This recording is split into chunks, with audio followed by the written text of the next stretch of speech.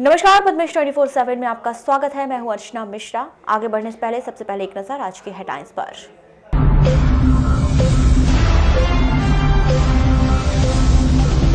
जिले में बढ़ा लाल आतंक का साया, मुखबिरों की तलाश में जुटे नक्सली, पुलिस ने बढ़ाई सर्चिंग। अतिक्रमण हटा, नहीं सुधरी व्यवस्था, भटेरा रोड और बैहर बाईपास के नहीं बदले हालात।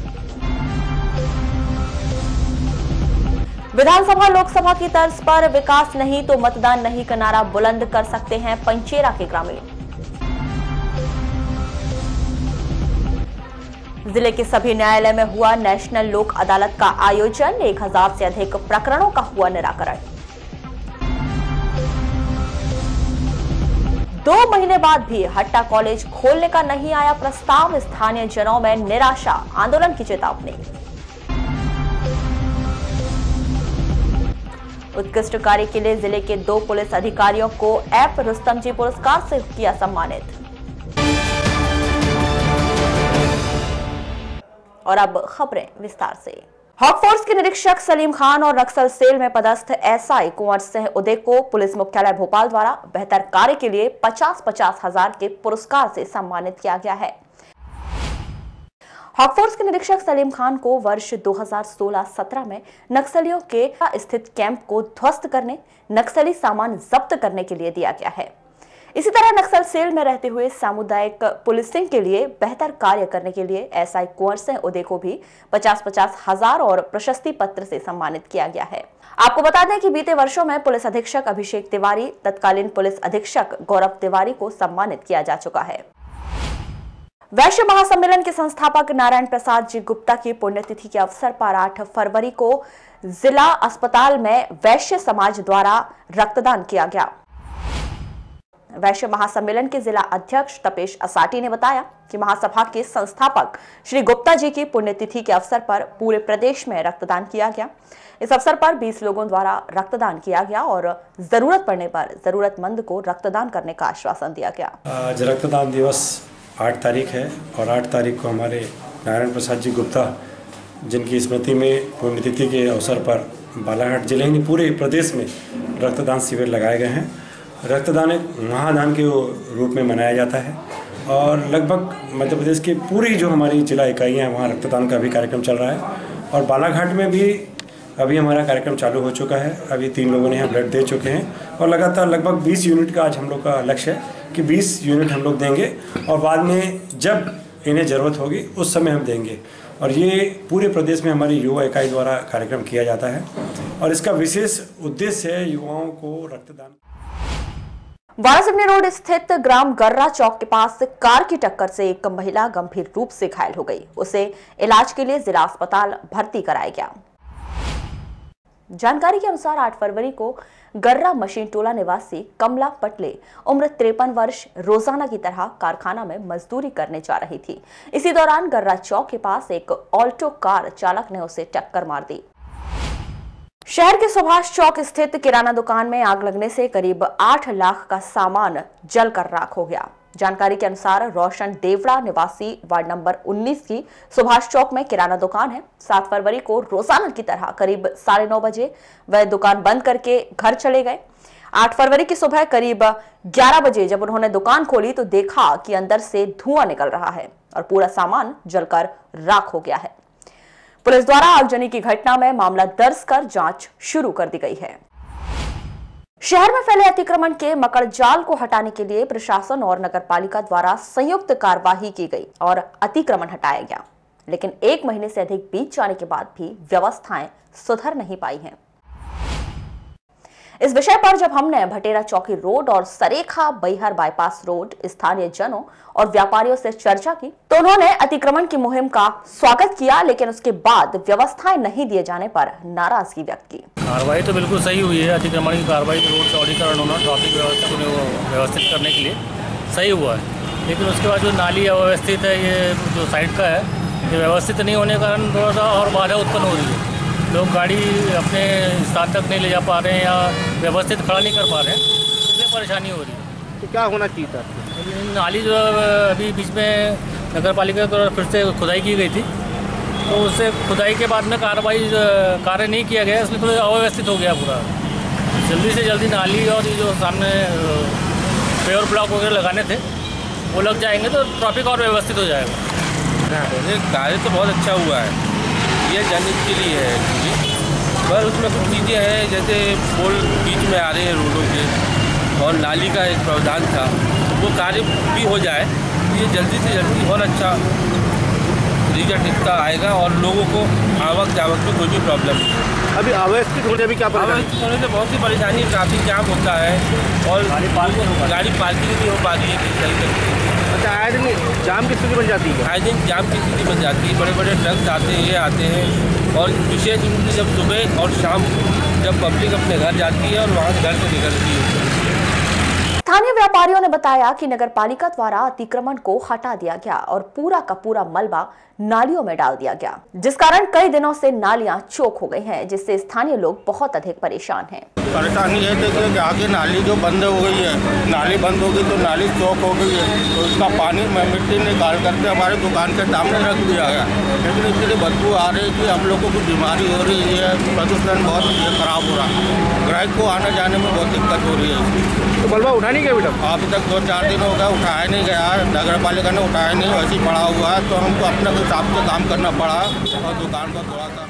यही नहीं, लोगों ने तो आरोप लगाया कि नगर पालिका और जिला प्रशासन द्वारा अतिक्रमण हटाए जाने की मुहिम तो चलाई गई, लेकिन उसके पहले कोई कार्य योजना तैयार नहीं की गई। नतीजा, अतिक्रमण हटाने के बाद से कोई भी कर्मचारी अधिकारी इस ओर कभी नहीं पहुंचा। लगभग 1.5 महीने हो गए। तो क्या परेशानी आ रही है जी? परेशानी ये जा रही है, घर से गाड़ी नहीं निकाल सकते, सामान नहीं निकाल सकते। नगर पालिका और जिला प्रशासन ने जो कार्रवाई की थी वो उचित तो थी, पर समय रहते उसे कार्य योजना तैयार करके कुछ ठीक नहीं किया गया, जिससे लोगों को बहुत परेशानी हो रही है। बच्चे आए दिन नालियों में गिर जाते हैं, बहुत परेशानी हो रही है। भूल गई है क्या होना था, फिर भी कुछ तो बताया होंगे अतिक्रमण करने से पहले कि नगर को किस तरीके से व्यवस्थित करेंगे। सबसे पहले देखिए, जब आप अतिक्रमण करते हो तो जो आपका मापदंड है या मैप सर्कल जो आप बना रहे हो उसको सबसे पहले पब्लिक में आप सार्वजनिक करिए कि आपकी योजना क्या है, सर्कल क्या है, मैप क्या है, उसके अनुसार से आपको काम करना चाहिए। आए आप लोगों ने तोड़ दिए, उसके बाद कोई भी कर्मचारी आया नहीं, ना कोई अधिकारी आया, परेशानी हो रही है लोगों को। भटेरा चौकी जैसे हाल बैहर सरेखा बाईपास रोड के भी हैं। यहाँ पर भी अतिक्रमण हटाया गया, लेकिन उसके बाद किसी भी तरह की कोई व्यवस्था ही नहीं की गई। सड़क और नाली मलबे से भरी पड़ी है, जिसका खामियाजा स्थानीय जनों को हो रहा है। बस अतिक्रमण कर रहे हैं, बस अपनी जगह पर रहिए, आप सब तोड़िए, ट्रैफिक जाम होता है ये बोल के। तो अभी कैसी स्थिति बन गई है? अभी तो वही स्थिति और ज़्यादा खराब हो गई। कैसे, किस कारण? जैसे तोड़ ताड़ दिए तो लोग ज़्यादा गाड़ियाँ खड़ी करने लगे उसी जगह पे, अब उसमें हमको काम करने में दिक्कत हो रही। तो इनने बनाया नहीं मतलब अभी तक? नहीं यार, कोई उम्मीद भी नहीं लग रही। नगर पालिका के सीएमओ दिनेश वाघमारे बताते हैं कि भटेरा चौकी रोड और बैहर सरेखा बाईपास रोड पर अतिक्रमण हटाने की मुहिम के बाद नगर पालिका द्वारा पोल शिफ्टिंग की योजना बनाई गई है। जल्द ही इस पर कार्य शुरू किया जाएगा। शहर के सरेखा बैहर बाईपास में हटाए गए अतिक्रमण कार्यों को व्यवस्थित दुकान के लिए जमीन देने की तैयारी नगर पालिका द्वारा की जा रही है। पूर्व में नगर पालिका द्वारा संचालित की जा रही सब्जी मंडी को व्यवस्थित करने की प्रक्रिया शनिवार को शुरू कर दी गई। नगर पालिका के उपयंत्री सुरेंद्र राहंगडाले ने बताया कि अतिक्रमण हटाए जाने के बाद से ही सरेखा में बाजार की बहुत अधिक मांग उठ रही थी। इस बात को देखते हुए पुराने सब्जी बाजार को बेहतर तरीके से व्यवस्थित किया जा रहा है, जिससे इस स्थान पर अधिक से अधिक दुकानें लगाई जा सकें। आपको बता दें कि एक स्थान पर बाजार होने से स्थानीय जनों को सब्जी सहित अन्य उपयोग की वस्तुओं के लिए बालाघाट शहर के बार बार चक्कर नहीं लगाने पड़ेंगे।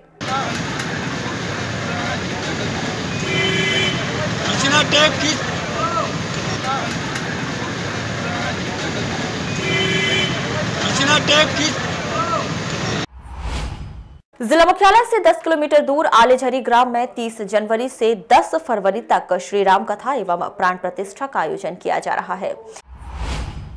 वारासिवनी जनपद पंचायत के कासपुर पंचायत के आलीझरी ग्राम में आयोजित इस कार्यक्रम में रोजाना बड़ी संख्या में लोग उपस्थित होकर धर्म लाभ अर्जित कर रहे हैं। इस दौरान गिरीश कुमार विश्वकर्मा महाराज द्वारा रोजाना कथा का वाचन किया जा रहा है। आज आप जाने आओगे चैनल में। सबसे बड़ी बात तो राजा भैया चैनल में। अब देखा जाए क्या तो बोलो आज बड़ी खुशी हो रही है कि आज ये परम आदरणीय मामा जी के माध्यम से और हमारे साईं राम भगवान की कृपा से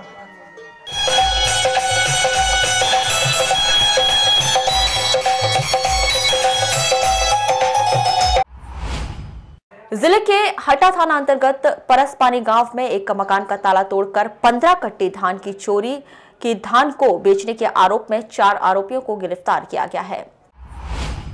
प्राप्त जानकारी के अनुसार केशव उर्फ सोनू बड़पात्रे उम्र 21 वर्ष, गणेश राहंगडाले उम्र 26 वर्ष और टेकलाल शरणागत उम्र 35 वर्ष निवासी परसपानी ने 15 कट्टी धान चोरी करके ग्राम पंचायत नाहरवानी में सुरेश बिरनवार को बेच दी थी। इस मामले में 4 आरोपियों को गिरफ्तार कर न्यायिक रिमांड में जेल भेज दिया गया है। बैहर थाना अंतर्गत बंजर नदी के छपरा घाट में एक महिला की लाश देखी गई, जिसकी शिनाख्त मेहतरीन बाई मिरावी उम्र 50 वर्ष निवासी टाटी घाट थाना बैहर के रूप में की गई। बताया गया है कि मेहतरीन बाई मजदूरी का काम करती थी, जो बीते 6 दिनों से घर से अचानक लापता हो गई, जिसका शव बंजर नदी से बरामद किया गया है। किरनापुर तहसील के अंतर्गत आने वाले माटे पंचायत के पोटी टोला में बैहर तहसील के हर्रा नाला निवासी श्रवण पिता दयाराम सरौते जाति गौंड 35 वर्ष का शव फांसी के फंदे पर लटका हुआ बरामद किया गया। जानकारी के अनुसार श्रवण मानसिक रूप से बीमार था और वह घर पर नहीं रहता था। वह पूरे समय यहाँ वहां घूमते रहता था। बीते 2-3 महीने से वह लगातार 40 बोडी और कसंगी बिना बताए रिश्तेदारों के घर चला जाता था। इस दौरान मृतक श्रवण का शव फांसी के फंदे पर लटका हुआ किरनापुर तहसील के गांव में दिखाई दिया। पुलिस द्वारा मामला दर्ज कर जांच शुरू कर दी गई है। और अब वक्त है एक छोटे से ब्रेक का। ब्रेक के बाद भी खबरों का सिलसिला जारी रहेगा, बने रहिए हमारे साथ। देश और दुनिया का सच उजागर करता है बालाघाट एक्सप्रेस, एक अखबार संपूर्ण परिवार। खबर चाहे कुर्सी की हो या अच्छे विचारों की या देश में हो रहे भ्रष्टाचार की, खबर चाहे विदेश की हो या आपके कैरियर की, बॉलीवुड ग्लैमर हो या व्यापार जगत की, व्यापारी से लेकर कर्मचारी तक, चाहे खबरें हो ग्रामीण क्षेत्रों की जैसे वाराणसी, लालबर्रा, लांजी, बैहर की, जिले के छोटे से लेकर बड़ी खबरों के लिए सच की तह तक जाने का जज्बा, Balaghat express and Padmesh media को।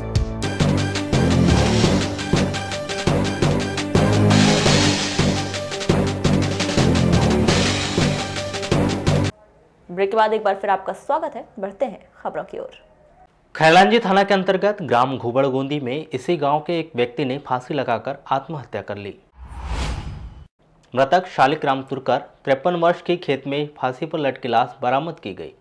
मृतक व्यक्ति पिछले 15 साल से मानसिक रूप से अस्वस्थ था। 7 फरवरी की शाम को वह अपने पत्नी से 50 रुपए लेकर घर से निकला था, किंतु रात्रि में वह घर नहीं आया। 8 फरवरी को सुबह गांव के समीप खेत में शालिग्राम की फांसी पर लटकी हुई लाश देखी गई। खैलांजी पुलिस ने मर्ग कायम कर जांच शुरू कर दी है। शासन के द्वारा कक्षा 5वीं एवं कक्षा 8वीं की वार्षिक परीक्षाओं की प्रक्रिया को ऑनलाइन किए जाने का निर्णय लिया गया है, जिसके तहत अब आगामी वार्षिक परीक्षाओं के लिए जहां एक और प्रवेश पत्र छात्रों को ऑनलाइन मिलेंगे, वहीं अंक सूची का भी वितरण ऑनलाइन ही होगा और छात्रों को डिजिटल अंक सूची प्राप्त होगी। इस संदर्भ में पद्मेश 24 से चर्चा के दौरान बीआरसी नरेंद्र राणा ने बताया कि शिक्षा विभाग के द्वारा आदेश दिया गया है, जिसके तहत कक्षा 5वीं एवं कक्षा 8वीं की वार्षिक परीक्षा प्रक्रिया पूर्णतः ऑनलाइन होगी। प्रवेश पत्र और अंक सूची भी डिजिटल होगी। भोपाल से हमारे लॉगिन पासवर्ड पर समस्त 5वीं और 8वीं में जो बच्चे मैप थे उनकी सूची उपलब्ध कराई गई है। हमने उस सूची को प्रिंट आउट निकालकर स्कूलों को दिए हैं, जिसमें हमारे प्रधान पाठक उस सूची का मिलान करेंगे। उसमें बच्चे का नाम, उसके पिता का नाम, उसकी माँ का नाम, उसकी डेट ऑफ बर्थ सही है नहीं, यदि गलत होगी तो उसमें गोला लगाएंगे और वो सूची पुनः हमको वापस करेंगे। और वापस करने के बाद हमारे लॉगिन पासवर्ड से बच्चे में जहाँ भी गलतियाँ हैं अभी तो उसको हम सुधारेंगे। इस तरह से नॉमिनल रोल तैयार हो जाएगा 5वीं और 8वीं के बच्चों का। इसके बाद बच्चों के प्रवेश पत्र भी ऑनलाइन जनरेट होंगे, वो हम बच्चों को उपलब्ध कराएंगे। बीआरसी ऑफिस से सभी बच्चों के प्रवेश पत्र प्रिंट आउट निकाले जाएंगे। इसके बाद बच्चों की मार्कशीट भी ऑनलाइन होगी इस बार। तो वो भी प्रिंट आउट निकाल कर बच्चों को दिया जाएगा। नगर के शासकीय कमला नेहरू महाविद्यालय में स्वच्छता को लेकर काफी सार्थक प्रयास किए जा रहे हैं। जहां एक ओर पूर्व में पॉलीथीन पर पूरी तरह से प्रतिबंध लगा दिया गया, वहीं स्वच्छता को लेकर पहल करते हुए कॉलेज से निकलने वाले कचरे से वर्मी कंपोस्ट तैयार की जा रही है। कंपोस्ट खाद का कॉलेज में लगे पेड़ पौधों के लिए उपयोग किया जा रहा है।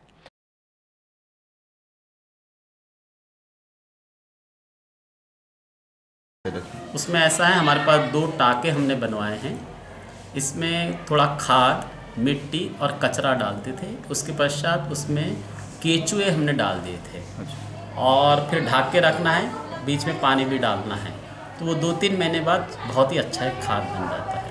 यानी उसका उपयोग उद्यान में किया जाता है? फिर हमने अपने पेड़ पौधों के लिए किया था उसका उपयोग।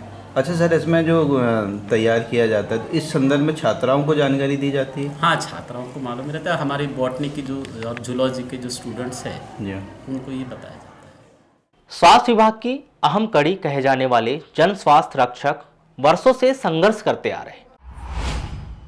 पिछले कुछ वर्षों से इन्हें किसी भी प्रकार का स्वास्थ्य विभाग के द्वारा कार्यभार नहीं सौंपा गया है। वहीं दूसरी ओर प्रदेश में काबिज कांग्रेस सरकार के द्वारा इनकी सूद लेते हुए जिले के समस्त सीएमएचओ को निर्देशित किया गया है कि जिले में कार्यरत जन स्वास्थ्य रक्षकों की सूची तैयार कर प्रस्ताव बनाकर भेजा जाए, जिसको लेकर जन स्वास्थ्य रक्षक काफी उत्साहित है। वहीं आवश्यक कार्य योजना बनाने के उद्देश्य से उन्होंने आज नगर के मोती गार्डन में एक विशेष बैठक आयोजित की गई, जिसमें बड़ी संख्या में जन स्वास्थ्य रक्षक उपस्थित रहे। बैठक में प्रांतीय जन स्वास्थ्य रक्षक के पदाधिकारी श्री नागेश्वर के द्वारा आवश्यक रणनीति तैयार की गई। जिला संगठन की बैठक आज आयोजित की गई है, जिसमें सभी ब्लॉक के पदाधिकारियों को यहाँ बुलाया गया है। प्रांतीय जन स्वास्थ्य संगठन 20 साल से प्रदेश में कार्यरत है। शासन ने 1995-96 से जन स्वास्थ्य रक्षकों का चयन किया था, प्रशिक्षण दिया था 6 माह का, और उस बीच में शासकीय योजनाएं जितनी चल रही थी, चाहे वो टीकाकरण हो, पोलियो हो पिलाने की बात हो, चाहे अंधत्व निवारण की बात हो, तो राष्ट्रीय कार्यक्रम जो जितने अपने कार्यक्रम थे, चाहे नसबंदी शिविर हो, इन सभी में इनकी सहभागिता थी। इनको सरकार द्वारा काम उनसे लिया जाता था 6 महीने की ट्रेनिंग के बाद, किंतु कुछ दिन के बाद उनसे काम नहीं लिया जा रहा है। प्रदेश में कांग्रेस की सरकार आने के बाद जन स्वास्थ्य रक्षकों की एक बार फिर उम्मीद जागी है और उन्हें ऐसा लगता है कि स्वास्थ्य विभाग उन्हें फिर स्वास्थ्य अमले के तौर पर कार्य करने का अवसर प्रदान करेगा। इस उद्देश्य को लेकर आज सैकड़ों की संख्या में जन स्वास्थ्य रक्षक एकत्रित हुए हैं और उनके द्वारा कार्य योजना तैयार की जा रही है। देखने वाली बात यह होगी कि क्या स्वास्थ्य विभाग जन स्वास्थ्य रक्षकों के साथ न्याय कर पाएगा कि नहीं। कैमरा पर्सन नीलेश न्यायकर के साथ अखिलेश जायसवाल, पद्मेश न्यूज़ 24/7। शासन के द्वारा प्रदेश के विभिन्न स्थानों में 87 नवीन महाविद्यालय स्वीकृत किए गए थे, जिसमें हट्टा में नवीन महाविद्यालय के नाम 76वें नंबर पर रखा गया था। लेकिन प्रदेश सरकार के द्वारा स्वीकृत किए गए इन 87 नवीन महाविद्यालयों में से अब तक किसी भी महाविद्यालय को स्वीकृति नहीं मिल पाई है। वहीं जिला मुख्यालय से 13 किलोमीटर दूर ग्राम पंचायत हट्टा में शासकीय कॉलेज खोले जाने की मांग का मुद्दा एक बार फिर गर्मा गया है।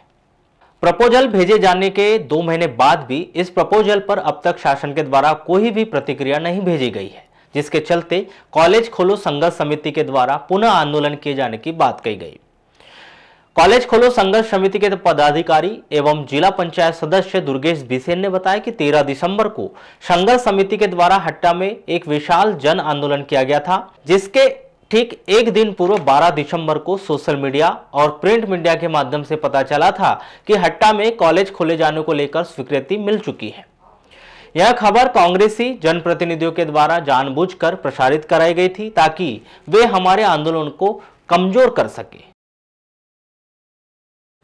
विगत 13 दिसंबर को कॉलेज खोलो संघर्ष समिति हट्टा के द्वारा एक विशाल जन आंदोलन हट्टा में कॉलेज खोलने की मांग को लेकर के किया गया, जिसमें 13 तारीख के पहले 12 दिसंबर को संबंधित सोशल मीडिया में और बालाघाट ज़िले के प्रिंट मीडिया में ये मैसेज प्रसारित हुआ, जो यहाँ पे सरकार जिनकी चल रही है उनके जनप्रतिनिधियों के द्वारा कि हट्टा में कॉलेज की स्वीकृति मिल गई है। ऐसा प्रचार प्रसार किया गया ताकि हमारे कार्यक्रम को कमज़ोर किया जाए। किंतु आज दिनांक तक कॉलेज की स्वीकृति नहीं मिल पाई है। जैसा कि उस शासन के पत्र में 87 कॉलेज पूरे मध्य प्रदेश की स्वीकृत किए गए, जिसमें 76वें नंबर पे हट्टा का नाम है, जिस पर नंबर 1 पर लाने की जिम्मेदारी अब यहाँ पर मध्य प्रदेश शासन की है। और कॉलेज यदि हट्टा में नहीं खुलता है तो कॉलेज खोलो संघर्ष समिति आगामी समय में एक बड़ा जन आंदोलन और एक महारैली करेगी।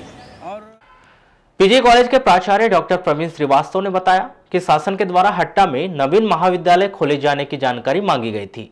आसपास के स्कूल, फीडिंग ब्रांच, छात्रों की संख्या सहित अन्य जानकारियां मांगी गई थी, जिस पर हमारे द्वारा प्रपोजल बनाकर भोपाल भेज दिया गया है। हम लोगों से जानकारी ली गई थी कि यदि कॉलेज खोला जाएगा, वहाँ के जो स्कूल होते हैं, फीडिंग ब्रांच जिनको कहा जाता है, और आसपास के और कितने स्कूल हैं, उनकी छात्र संख्या क्या है, संकायवार विज्ञान की कितनी, आर्ट साइंस की, तो ये सब प्रपोजल बना के हम लोगों ने भोपाल प्रेषित किया है। और इसका निर्णय होता है, जैसे अभी इस सत्र में तो स्वाभाविक है कि ये जो भी होगा अब 21-22 के लिए होगा, तो वो प्रक्रियाधीन है। यानी अभी वहाँ से प्रपोजल देने के बाद में ऐसा कोई आदेश या कोई ऐसी इनपुट नहीं ऐसा इस पर कुछ नहीं मिला है अभी तक। जिला मुख्यालय से 13 किलोमीटर दूर ग्राम पंचायत हट्टा में कॉलेज खोलो संघर्ष समिति द्वारा कॉलेज खोलने की मांग को लेकर लगातार प्रदर्शन किया जा रहा था। इसी बीच आनंद फानंद में सरकार ने हट्टा में कॉलेज खोलने की बात कही थी, जिसको लेकर सरकार के जो जनप्रतिनिधि हैं उन्होंने खूब वाहवाही लूटी थी। लेकिन इस पूरी प्रक्रिया को 2 महीने से अधिक बीत जाने के बाद भी अब तक सरकार की तरफ से ऐसा कोई दिशा निर्देश नहीं आए हैं कि हट्टा में कॉलेज खोला जाएगा या नहीं खोला जाएगा। वहीं पर जो हट्टा खोलो संघर्ष समिति के जो जनप्रतिनिधि जो आंदोलन कर रहे थे, उनका कहना है कि वो पुनः कॉलेज खोलने की मांग को लेकर फिर से आंदोलन करेंगे। अब देखना यह दिलचस्प रहेगा कि हट्टा में नवीन सत्र से कॉलेज खुल पाता है या नहीं। कैमरामैन कमल कोडले के साथ इमरान कुरैशी, पद्मेश न्यूज़, बालाघाट। नेशनल लोक अदालत में 618 प्रीलिटिगेशन प्रकरणों का निराकरण किया गया, जिसमें 62 लाख रुपए शासन को वसूली के रूप में प्राप्त हुए। इसके साथ ही न्यायालय में लंबित प्रकरणों में से मोटरसाइकिल दुर्घटना दावे के 18 प्रकरणों का निराकरण किया गया, जिसमें 40,85,000 रुपए का अवार्ड पारित किया गया और 47 दंडिक प्रकरण, 8 विवाहित प्रकरण, 25 चेक बाउंस के प्रकरण, जिसमें 33,53,000 की राशि प्राप्त की गई। इसके अलावा 27 विद्युत प्रकरण, 18 व्यवहारवाद और 17 अन्य प्रकरणों का निराकरण राजीनामा किया गया। इस प्रकार कुल 160 प्रकरणों का निराकरण हुआ, जिसमें 83,61,000 रुपए का अवार्ड पारित किया गया, जिनके माध्यम से कुल 379 व्यक्ति लाभान्वित हुए।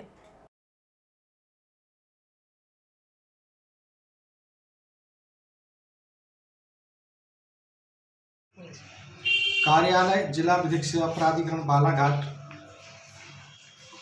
माननीय अध्यक्ष जिला विधिक सेवा प्राधिकरण बालाघाट के कुशल नेतृत्व में कुल जो खंडपीठें बनाई गई थी, उसमें पूरे बालाघाट जिले में कुल प्रकरण जो निपटे हैं उनमें 618 प्री लिटिगेशन के प्रकरण हैं, जिसमें 62,28,229 रुपये की राशि, 33,53,000 प्राप्त हुई है। व्यवहारवाद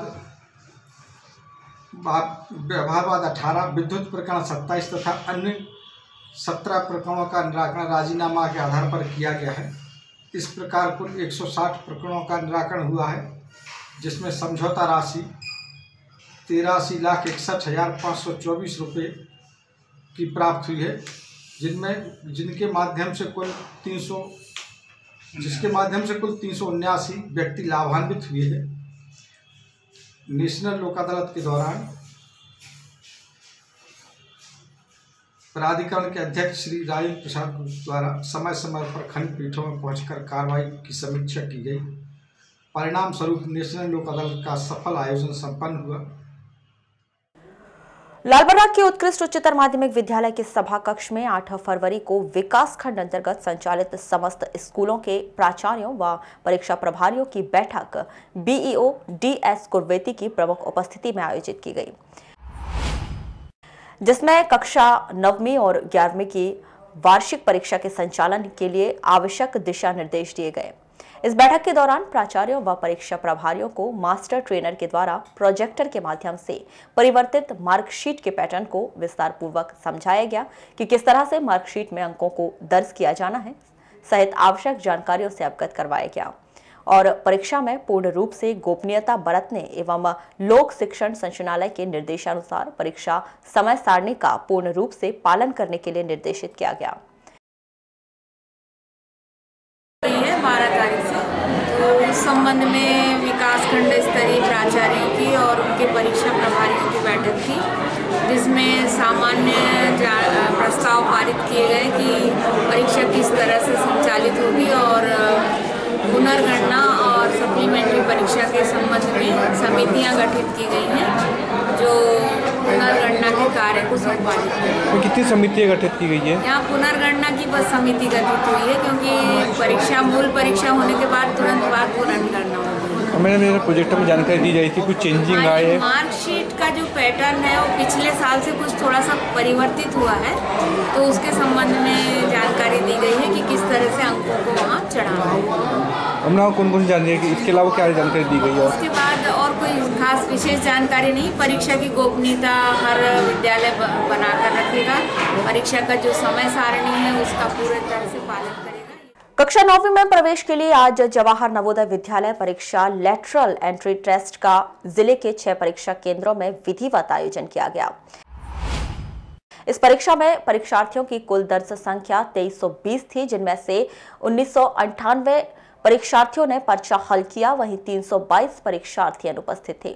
नगर में 3 परीक्षा केंद्रों में यह परीक्षा विधिवत आयोजित की गई, जिसमें शासकीय उत्कृष्ट विद्यालय MLB स्कूल एवं रानी वीरांगना रानी दुर्गावती स्कूल शामिल रहे। इस परीक्षा के संदर्भ में परीक्षा प्रभारी उमेश शर्मा ने बताया कि जवाहर नवोदय विद्यालय प्रवेश परीक्षा का आयोजन आज विधिवत किया गया है। जिला मुख्यालय और उसके आसपास के क्षेत्रों में चोरों के हौसले काफी बुलंद हो चुके हैं। बीते 3 दिनों में चोरों द्वारा 3 स्थानों पर चोरी की वारदात करने की कोशिश की गई। ऐसी ही एक घटना ग्रामीण थाना अंतर्गत नवेगांव कियोस्क बैंक में सामने आई, जब 7 फरवरी को अज्ञात चोरों द्वारा कियोस्क का शटर तोड़कर अंदर प्रवेश किया गया और तिजोरी का ताला तोड़ने का असफल प्रयास किया गया। इस पूरे मामले की रिपोर्ट कियोस्क संचालक द्वारा ग्रामीण थाना में कर दी गई है। पुलिस द्वारा मामले की जांच शुरू कर दी गई है।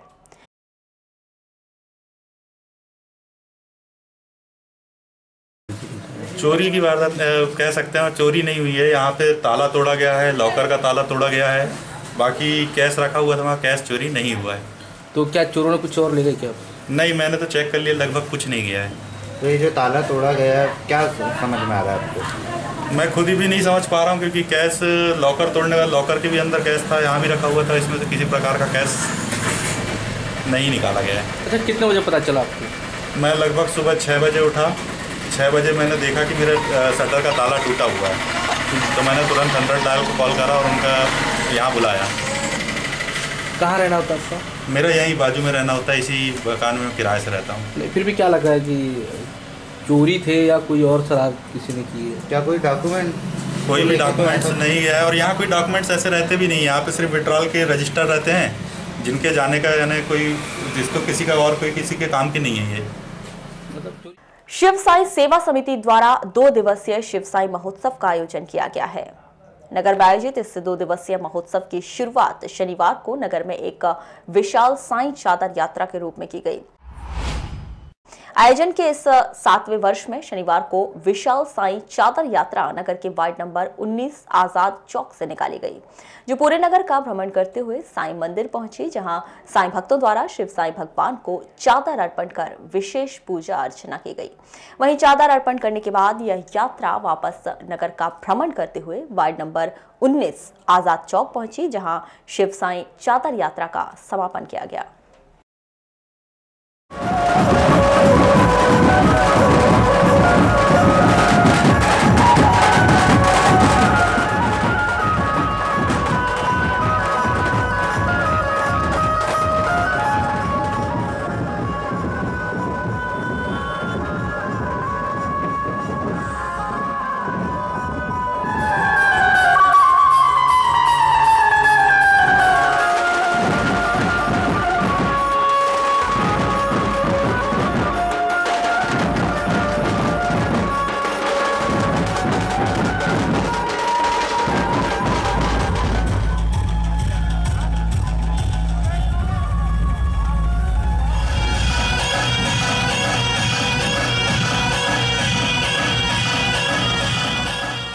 जनपद पंचायत वारासिवनी के अंतर्गत ग्राम पंचायत सरंडी में आयोजित जवाहर नवोदय विद्यालय के एनएसएस कैंप का समापन 7 फरवरी को हर्षोल्लास के साथ समारोह पूर्वक किया गया।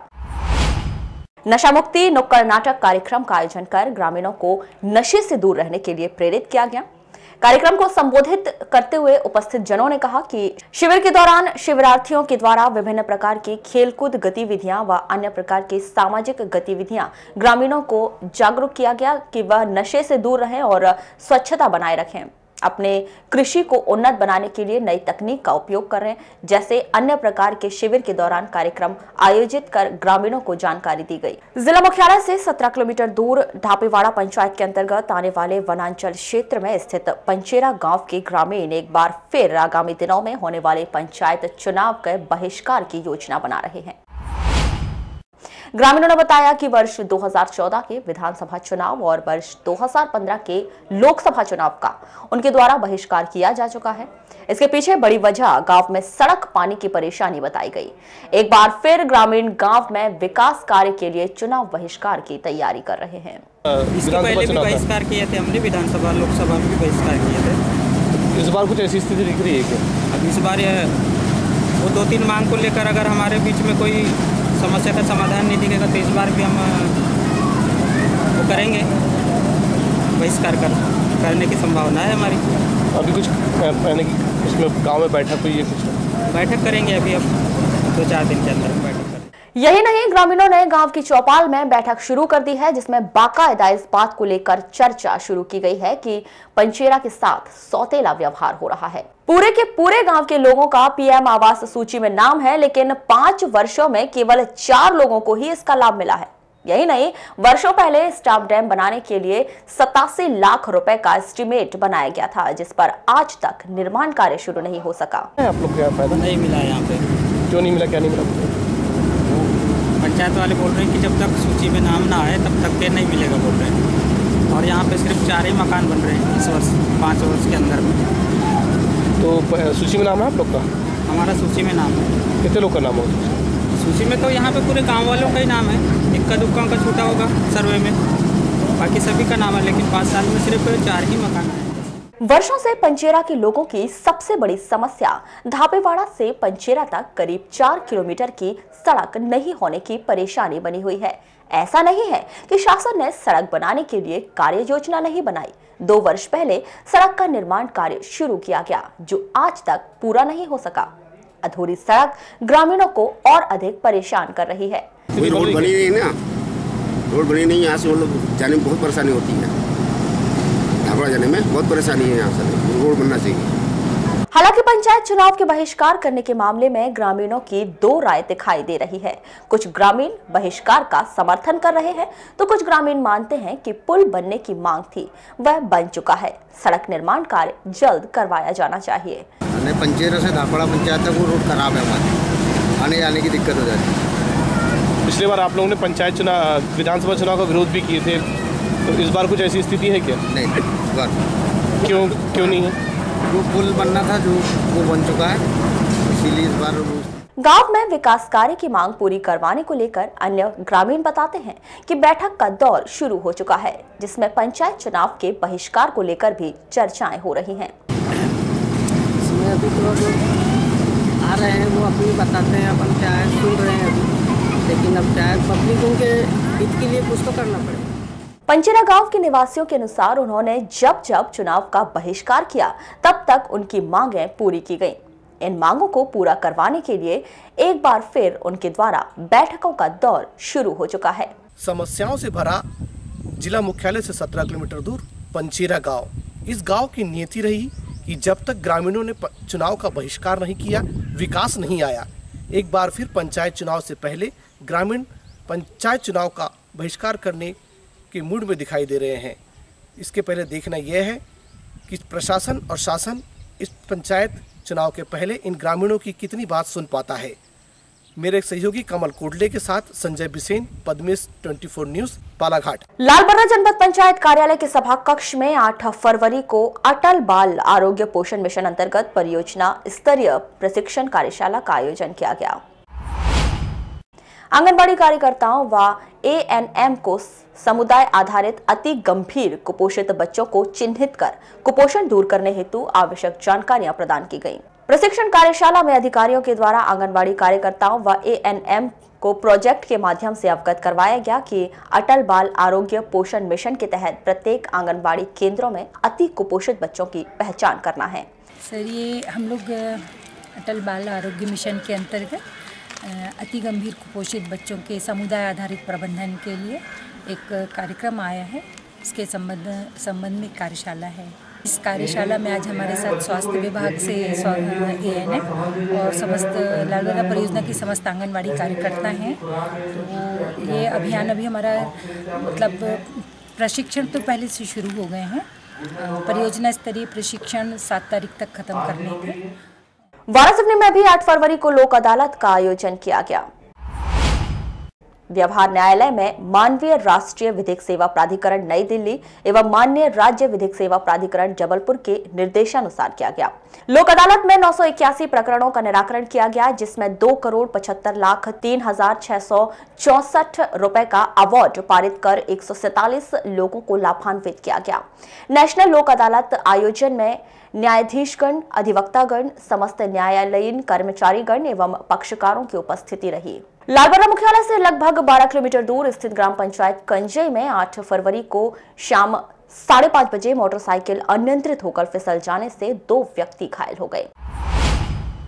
घायलों को 108 एम्बुलेंस की मदद से सामुदायिक स्वास्थ्य केंद्र लालबर्रा लाया गया, जहां प्राथमिक उपचार करने के बाद गंभीर रूप से घायल सिहोरा निवासी सालिकराम राणा को बालाघाट रेफर कर दिया गया। प्राप्त जानकारी के अनुसार सालिकराम राणा व दुर्गा प्रसाद पिता चुन्नीलाल रहंगडाले 8 फरवरी को ग्राम हांडा मुर्री रिश्तेदार के यहाँ किसी कार्यक्रम में शामिल होने गए थे, जहां से वापस लौटते समय कंजई में मोटरसाइकिल अनियंत्रित हो गई। इस घटना में दुर्गा प्रसाद रहंगडाले को मामूली चोटें आई हैं। जिले में अति नक्सल प्रभावित क्षेत्रों में एक बार फिर लाल आतंक का साया नजर आ रहा है। नक्सली लगातार अपनी आमद दर्शाकर नक्सली गतिविधियों को अंजाम दे रहे हैं। इसी बीच जिला मुख्यालय से 35 किलोमीटर दूर नक्सल प्रभावित गांव पालागोंदी में नक्सलियों ने अपनी आमद दर्ज कराई है, जहां वे पूर्व नक्सली कमांडर और पुलिस के लिए मुखबिरी का काम कर रहे महल सिंह उर्फ लतीफ के घर में दबिश देकर उनके परिजनों से पूछताछ कर रहे हैं। आपको बता दें कि सशस्त्र नक्सली पालागोंदी और माटेगांव में अक्सर आकर महल सिंह पुलिस के लिए काम कर रहे कुछ लोगों की पतासाजी करते रहते हैं। खबर है कि नक्सलियों के डर की वजह से पूर्व नक्सली कमांडर एवं मुखबिर महल सिंह अपने घर पालागोंदी नहीं जाता है। यदि जाता भी है तो क्षण भर के लिए अपने परिजनों से भेंट कर वापस आ जाता है।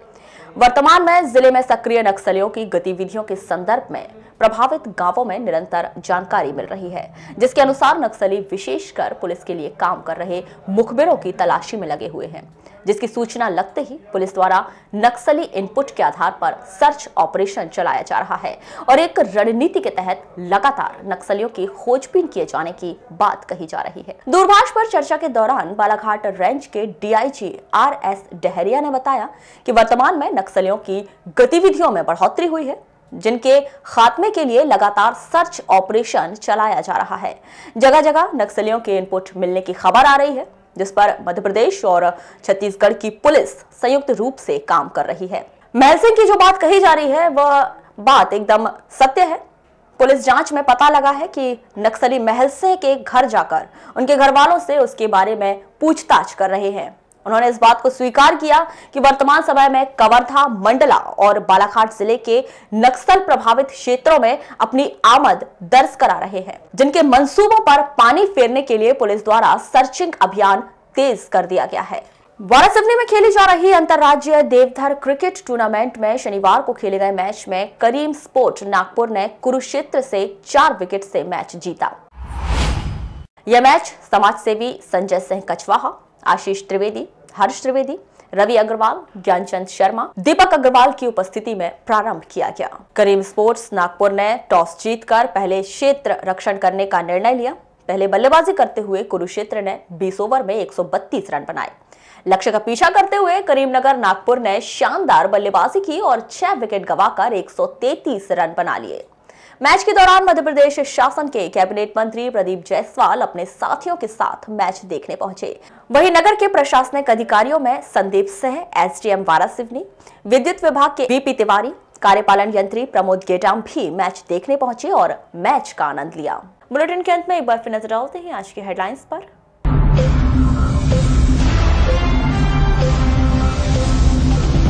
जिले में बढ़ा लाल आतंक का साया, मुखबिरों की तलाश में जुटे नक्सली, पुलिस ने बढ़ाई सर्चिंग। अतिक्रमण हटा, नहीं सुधरी व्यवस्था, भटेरा रोड और बैहार बाईपास के नहीं बदले हालात। विधानसभा लोकसभा की तर्ज पर विकास नहीं तो मतदान नहीं का नारा बुलंद कर सकते हैं पंचेरा के ग्रामीण। जिले के सभी न्यायालय में हुआ नेशनल लोक अदालत का आयोजन, 1000 से अधिक प्रकरणों का हुआ निराकरण। 2 महीने बाद भी हट्टा कॉलेज खोलने का नहीं आया प्रस्ताव, स्थानीय जनों में निराशा, आंदोलन की चेतावनी। उत्कृष्ट कार्य के लिए जिले के 2 पुलिस अधिकारियों को एफ रुस्तम जी पुरस्कार से किया सम्मानित। तो ये थी अब तक की खास खबरें। अगले न्यूज बुलेटिन के साथ फिर मुलाकात होगी, तब तक के लिए नमस्कार।